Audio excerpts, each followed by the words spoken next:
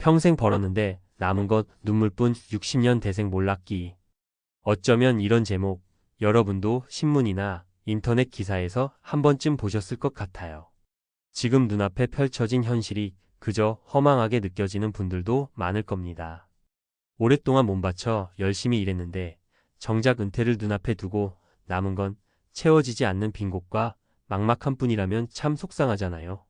오늘은 바로 그 60년 대생 몰락기 이야기를 준비 또는 은퇴 후의 삶이라는 관점에서 조금 깊이 들여다보려고 해요. 1. 인생 2라운드를 앞둔 60년 대생.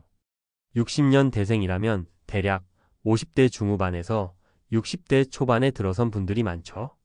이분들은 우리 사회를 이끌어온 산업화 주역이자 과거 고속성장의 수혜를 누리기도 했지만 IMF 외환위기나 글로벌 금융위기 같은 커다란 경제 변동도 고스란히 몸으로 겪어야 했어요.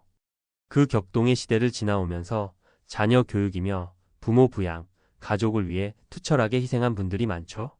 그러다 보니 막상 본인의 노후 설계는 뒤로 미뤄두고 얼마 전까지도 그래, 이제 좀 숨 돌릴 수 있겠다 싶었던 타이밍에 퇴직 통보를 받거나 생각지도 못한 건강 문제나 가계 부담에 시달리며 마음이 무너지는 일이 적지 않아요. 사실 평생 벌었는데 왜 남은 게 없을까? 라는 질문은 단순히 금전적인 문제만을 의미하지는 않아요.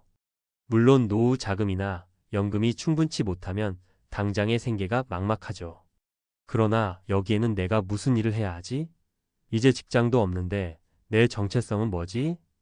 같은 자기 정체성 문제와 이제 나는 쓸모없는 사람이 된 걸까? 라는 막연한 소외감도 함께 깔려 있어요. 은퇴가 단순히 직장에서 물러나는 순간이 아니라 사회 속에서 내가 차지하던 자리를 내려놓는 과정이기도 하니까요. 2. 은퇴 후 삶이 너무 불안한 이유. 평생 벌었는데 결국 빈손이다 라는 말이 체감되는 데는 몇 가지 배경이 있어요. 늘어나는 기대 수명. 의학 발달 덕분에 60대 초반까지 일하고도 2030년 더 살 수 있는 시대죠. 그런데 이 시간이 길어질수록 정작 쓸 생활비와 의료비는 기하급수적으로 늘어나요. 부동산, 금융자산 불안정. 예전에는 집값이 계속 오르던 시절이 있었어요. 그래서 부동산 투자를 잘해 노후에 안정적인 수익을 기대하던 분들도 많았습니다. 하지만 요즘은 부동산 시장이 크게 흔들릴 때가 많고 금리 환경도 빠르게 바뀌다 보니 대출 부담이 커져서 피로도가 극심해졌죠. 자녀 교육 및 결혼 지원 부담. 60년 대생 부모님들은 자녀에게 뒷바라지를 최대치로 해주려는 성향이 강해요. 대학교, 유학, 결혼, 주택 마련 자금까지 희생적으로 지원하는 경우가 많죠. 그러다 보니 정작 자기 노후 자금 마련은 뒤로 밀렸고 이제 와서야 이제 내 몫이 남아있지 않네? 하며 당황하는 상황이 벌어집니다. 3. 사례로 보는 세 가지 인생 이야기. 몰락기라니 표현이 너무 극단적일 수는 있어요. 하지만 실제로 주변에서 겪는 이야기를 들어보면 전혀 남의 일처럼 들리지 않을 거예요. 세 가지 사례를 통해 현실을 좀 더 실감나게 들여다볼까요? 1. 대기업 퇴직 후 몸도 마음도 무너진 민석 씨 이야기. 민석 가명 씨는 60년대 말에 태어나 30년 가까이 대기업에서 일했어요. 비교적 높은 연봉이 보장된 안정적 직장에 다녔지만 퇴직이 임박하면서부터 마음이 조급해졌죠. 회사에선 조기 퇴직을 유도했고 명예퇴직금을 받아 나왔습니다. 일단 퇴직금으로 아이들 대학 등록금 충당하고 어느 정도 빚도 갚았어요. 그런데 반토막난 은행 잔고를 보니 한숨이 절로 나와요. 내가 버는 동안에는 잘 몰랐는데 막상 나오니까 돈이 이렇게 빨리 줄어드는구나 싶었던 거죠. 게다가 회사를 떠나니 몸에 여기저기 이상 신호가 오기 시작했습니다. 허리 통증, 혈압 문제도 심해지고 스트레스성 위장 장애까지 겹쳤어요. 이게 내 삶의 마지막 단계인가 싶어 너무 우울해졌죠. 재취업을 해보려 해도 나이 제한의 벽은 생각보다 훨씬 높았고 그나마 구한 일도 저임금 비정규직이라 곧바로 포기했어요. 지금은 작은 가게를 준비하고 있지만 불안감이 커서 쉽게 결정을 못 내리고 있어요. 민석 씨 사례가 보여주듯 퇴직 시기에 몰려드는 복합적 스트레스는 생각보다 훨씬 무서워요. 그래서 혹시 은퇴를 앞두고 계신다면 돈과 건강, 그리고 앞으로 하고 싶은 일에 대해 조금씩 미리 준비하고 마음도 단단히 다져놔야 해요. 이 자영업 실패 후 막막해진 수희 씨의 도전. 수희 가명 씨는 60년대 중반생으로 은퇴가 빨랐습니다. 공장에서 일하다가 40대 후반쯤부터 작게 카페를 운영했는데 코로나19가 터지면서 매출이 반토막이 났어요. 결국 적자를 감당하지 못해 가게를 정리하고 빚더미만 남았죠. 결혼은 늦게 해서 아직도 중고등학생 자녀가 집에 있어요. 생활비, 학원비 등은 계속 나가는데 당장 다시 카페를 열 수도 없는 노릇이니 발만 동동 구르는 상태예요. 이런 상황을 극복하려면 새로운 기술을 배우거나 재취업을 모색해야 하는데 막상 아이들을 생각하면 내가 학원비도 벌어야 하고 생활비도 벌어야 하고 그런데 내가 이 나이에 뭘 배워서 어디서 써먹을 수 있을까 하는 자괴감에 빠집니다. 한편으로는 가족을 위해 더 버텨야 하는데 내가 왜 이렇게 무력할까라는 죄책감도 크죠. 그러나 수희 씨가 요즘 조금씩 바리스타 자격증을 더 전문적으로 따고 온라인 판매나 배달 형태로 소규모 사업을 다시 시도하려고 준비 중이라는 소식을 들었어요. 전에 가게 할 때 쌓인 노하우로 이제는 카페 온라인 플랫폼을 같이 돌리는 방식으로 안정적인 수익을 만들어 보겠다는 거죠. 이처럼 포기하고 주저앉기보다는 내가 잘하는 분야를 살려서 새 길을 찾으려는 노력이 큰 힘이 될 수 있어요. 3퇴직 후 제2의 직업 찾기에 성공한 영주 씨. 영주 가명 씨는 비교적 잘 준비한 편이에요. 60년대 초반생으로 다니던 중소기업에서 55세에 퇴직한 후 곧바로 직업 훈련을 받았습니다. 결혼도 일찍 했고 아이들이 어느 정도 자립해서 그 비용 부담이 비교적 덜했던 것도 한몫했죠. 그가 퇴직 직후 한 건 오랫동안 관심 있었던 소셜미디어 마케팅 관련 교육을 받는 거였어요. 이게 얼핏 젊은 사람들만 하는 일 같지만 소상공인들이 온라인 홍보에 목마르다는 걸 알고 뛰어들었죠.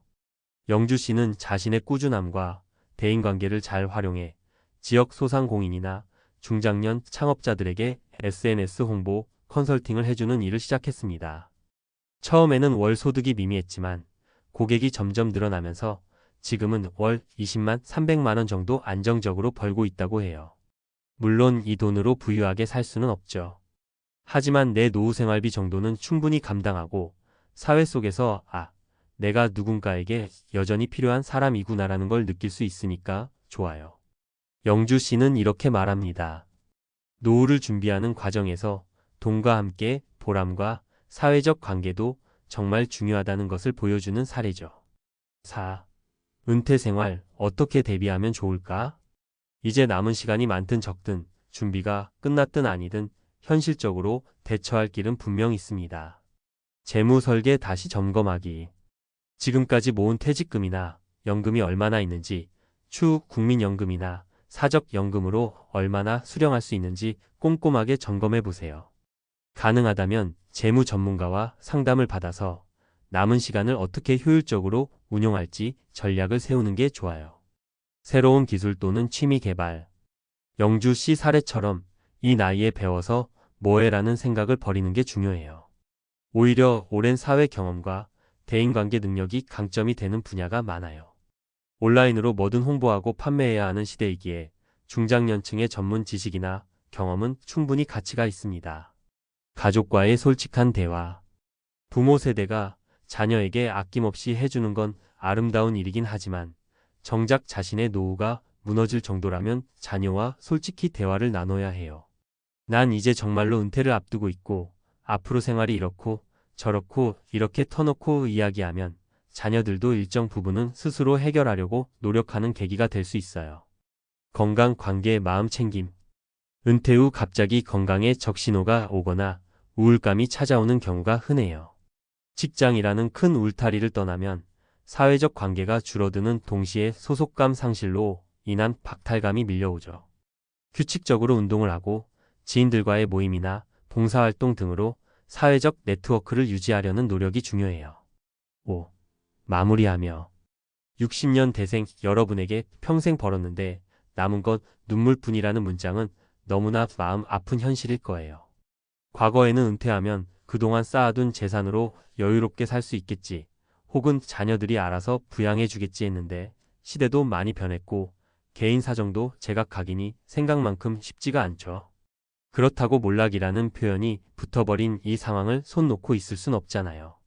위 사례들에서 보셨듯이 아무리 힘들어 보이는 상황이어도 새로운 길을 찾거나 작은 가능성에라도 매달리면 반드시 이전과 다른 국면이 열립니다.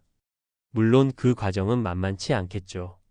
하지만 이제 내 삶도 소중하니까 용기 내보자라는 마음이 필요하다고 생각해요. 인생은 정말 2라운드가 준비되어 있답니다. 첫 번째 라운드가 장기전이었다면 두 번째 라운드는 더 심플하게 그러나 더 깊이 있게 살아볼 수도 있어요. 그동안의 경험과 지혜를 새 일에 녹여내서 사회와 나를 동시에 살찌울 수 있는 기회를 만들어 보는 거죠. 결국 가장 중요한 건 남은 시간을 내가 어떻게 쓰고 싶은가라는 질문일 거예요. 무조건 잘 돼야 해. 라기보단 내가 할 수 있는 만큼 의미 있게 살아보자라는 마음으로 새롭게 출발하시기를 응원합니다. 한 발 한 발 내딛다 보면 언젠가 그래도 이만하면 잘 버텼고 잘 살아왔구나 하고 웃을 날이 올 거예요. 그러니 결코 주저앉지 마시고 나를 믿고 다음 길을 준비해 보자고요. 우리 모두 인생 2라운드에서 다시 한번 빛나볼 기회를 잡아봅시다.